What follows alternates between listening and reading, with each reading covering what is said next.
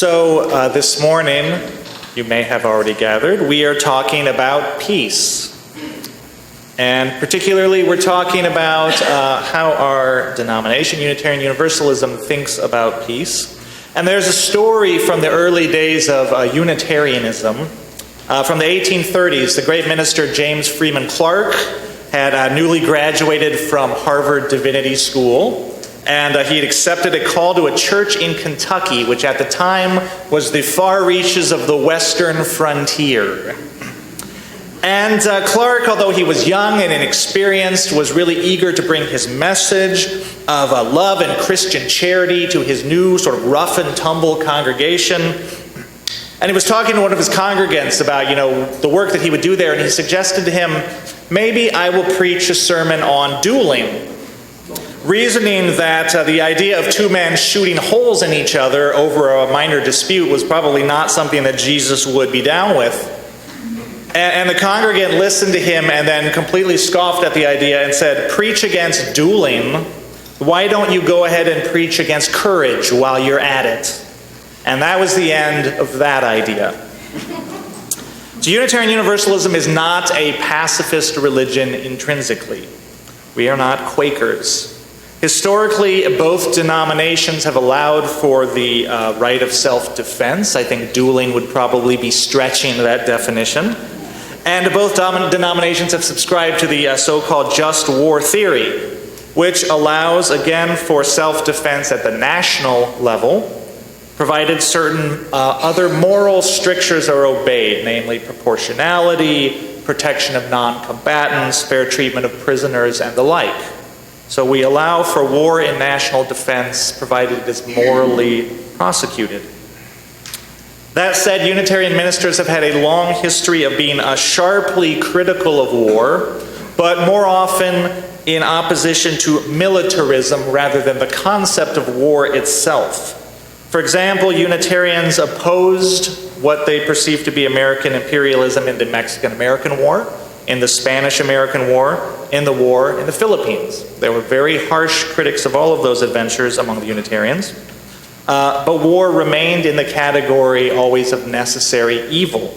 And on the flip side, Unitarians and Universalists were participants in the Civil War. In fact, they made contributions that were critical to the ultimate success of the North.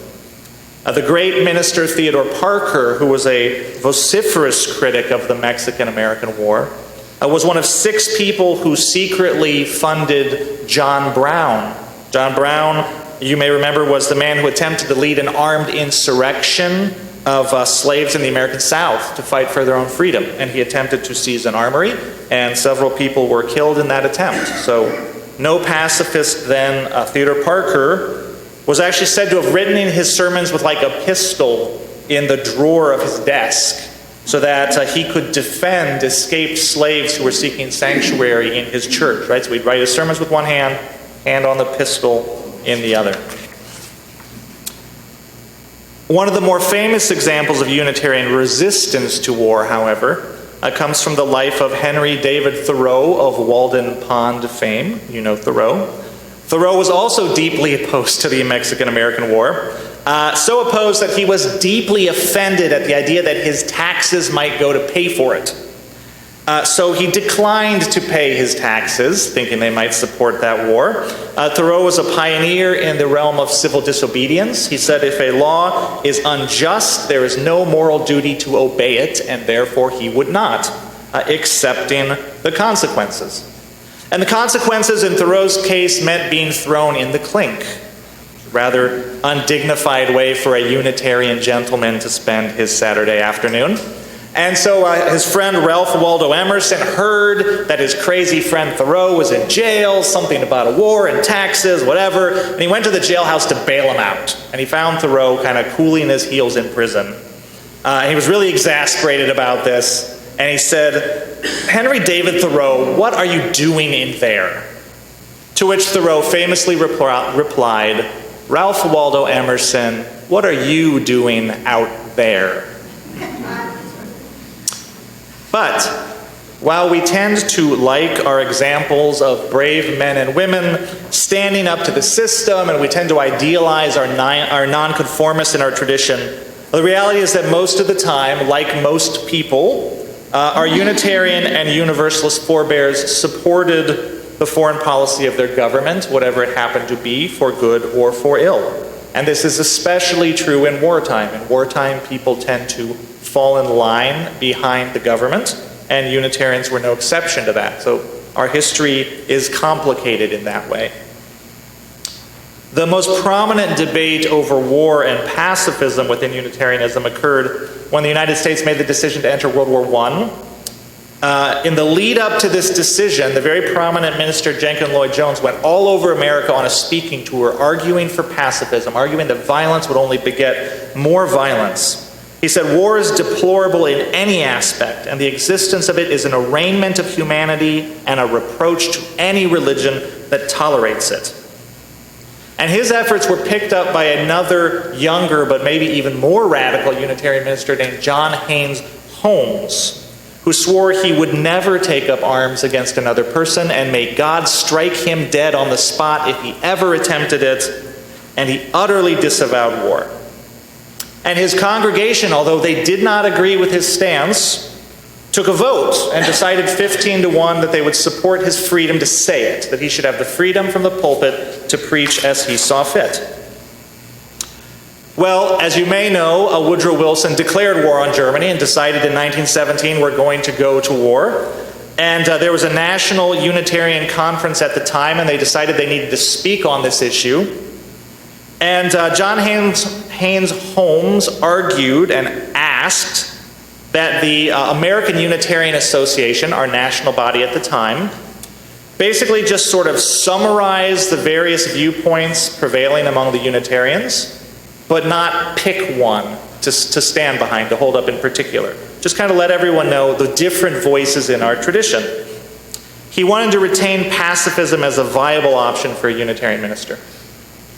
Well, also in attendance at that meeting was a very famous and powerful Unitarian, the former President William Howard Taft, and he was not at all friendly to this idea of Holmes's. He called the request insidious, which is a word that I rarely get to use in my own day-to-day life, so I'm jealous.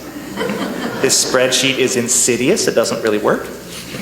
And he drafted an amendment calling for a swift prosecution of the war so as to stamp out militarism in the world, and it passed overwhelmingly, like 376-9 or something like that, hugely. And by the way, this is all taken from the John Haynes Holmes entry in the Dictionary of Unitarian Universalist Biography. And I can hear you saying, Dictionary of Unitarian Universalist Biography, where can I get a copy of that? You are in luck. It is on the web for your perusing pleasure. You can Google it and get to it in an instant. So anyway, the AUA, again, the official body at the time, was not content to merely issue a statement explicitly supporting the war effort. They then went further and began labeling ministers who opposed the war effort as treasonous in the official Unitarian magazine at the time, as treasonous. They then went further and announced that the denomination would deny funding to any church who allowed their minister to preach pacifism. And as a result, those ministers who did oppose America's entry into World War I were largely kicked out of their own congregations. John Haynes Holmes himself was not kicked out, but instead his church actually withdrew from the AUA, and they went on to have a long ministry as the Community Church of New York. And much of Holmes's later life work was devoted to publicizing the life and thought of Mohandas Gandhi in America. Holmes called Gandhi the greatest man in the world, and particularly admired his nonviolent activism.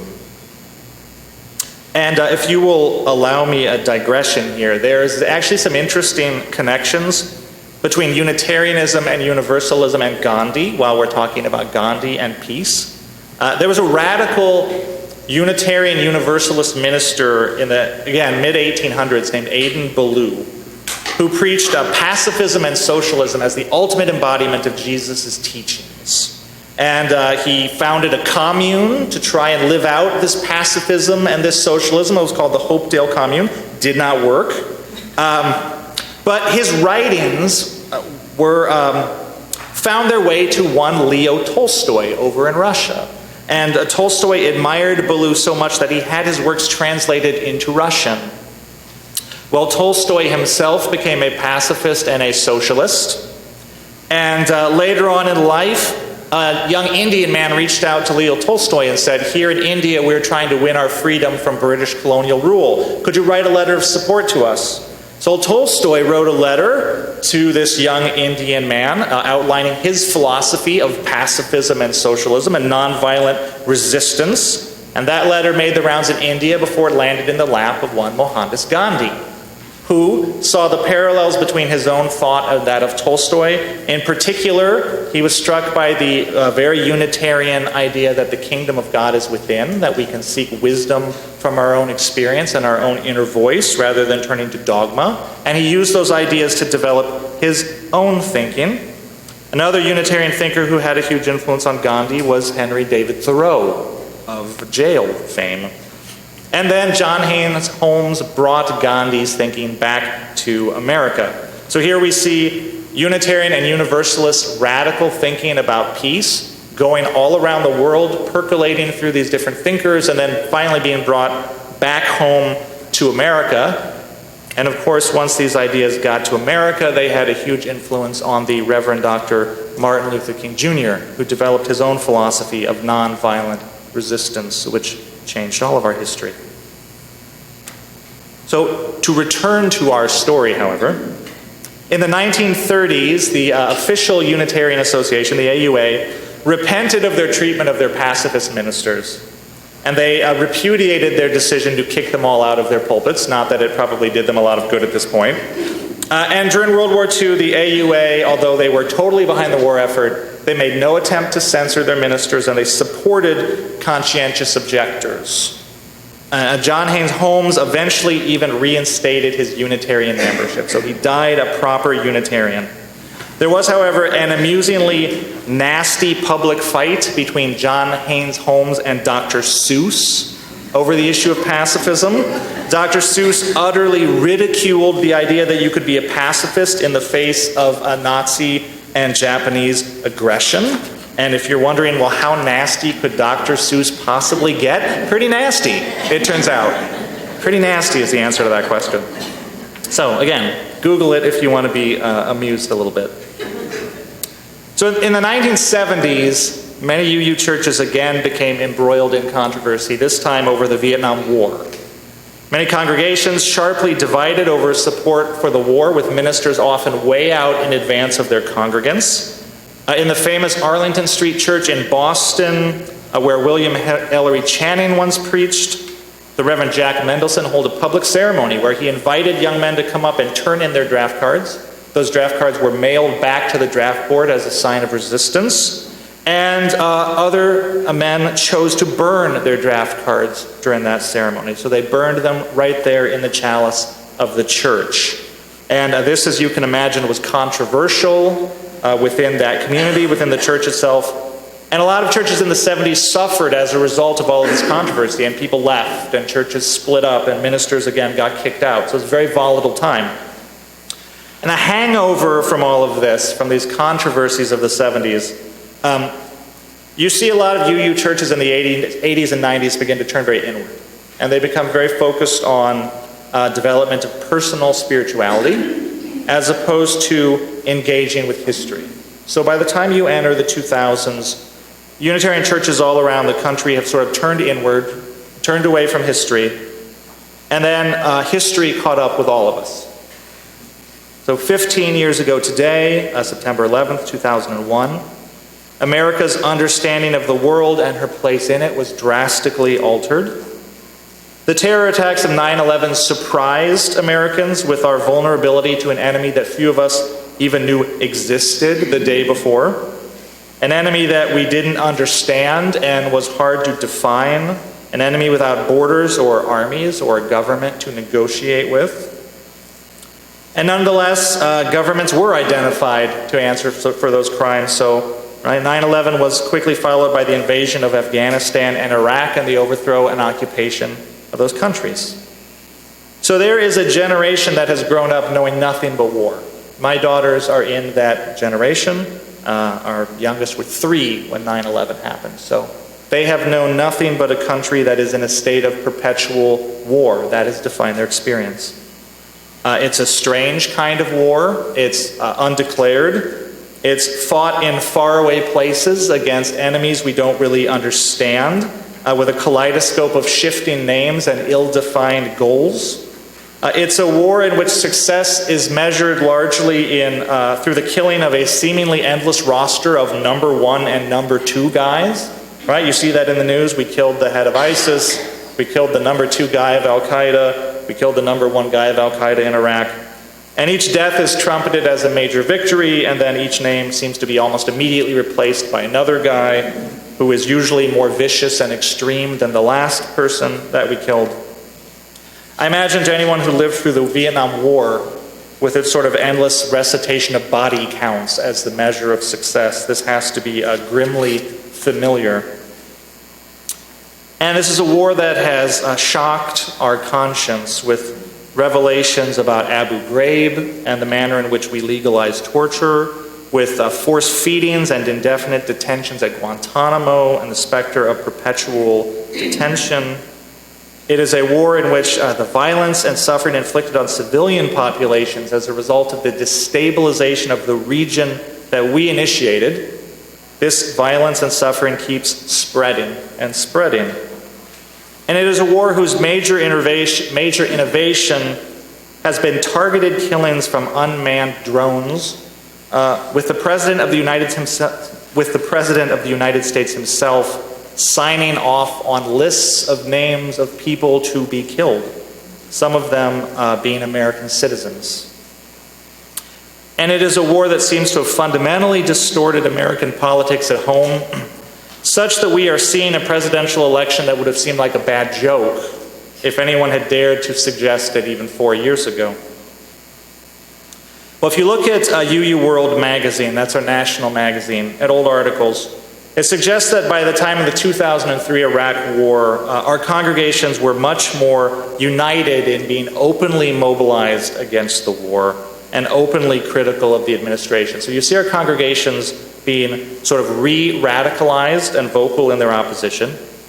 But at the same time, there's this tension because the ministers in the congregations also wanted to be supportive of the military and supportive of their families and their experience. And they wanted our churches to be safe spaces for them. And of course, that's difficult to experience church as a safe space if your son or your daughter or your husband or your wife is overseas fighting a war and the congregation is openly protesting it, right? That's a very difficult position to be in.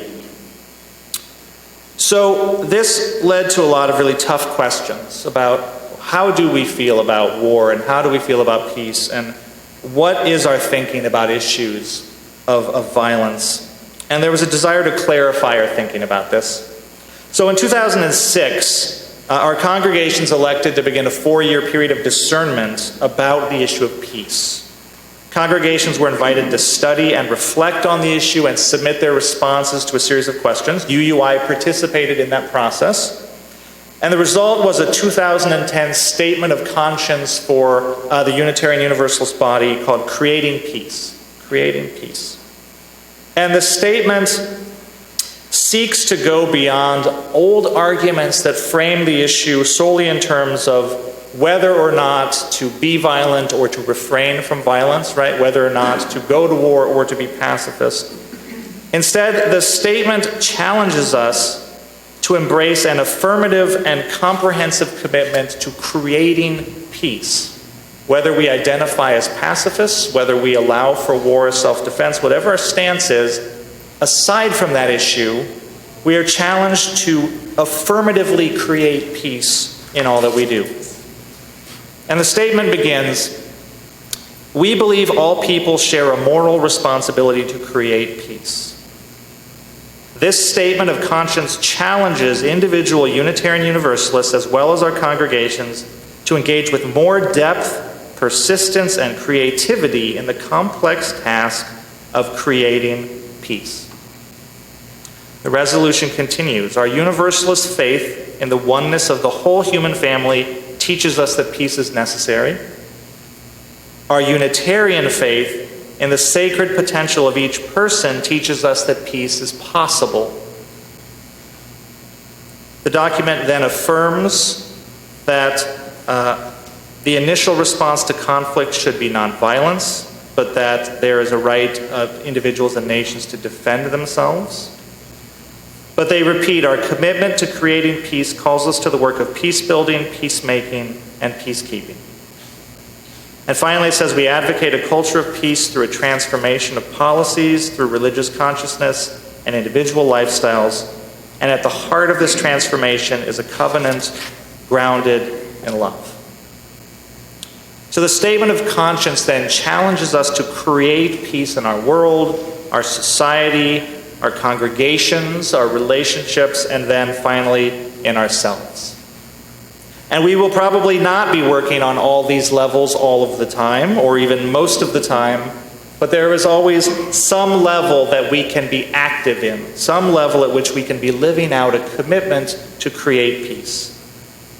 For example, at an individual level, just within ourselves, we can cultivate an attitude of loving kindness through practices that promote inner balance and wholeness, that reduce our stress and our aggression. For example, just this Sunday at UUI, so far has offered a meditation group, has offered this service itself, and then afterwards there's going to be Zentangling and a labyrinth walk during Second Sunday.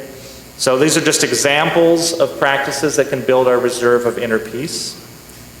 And the goal is to create what they call in pastor speak a non-anxious presence. A non-anxious presence. And the idea is, if you have a non-anxious presence, then your own inner poise and serenity is such that you can reduce the anxiety of other people.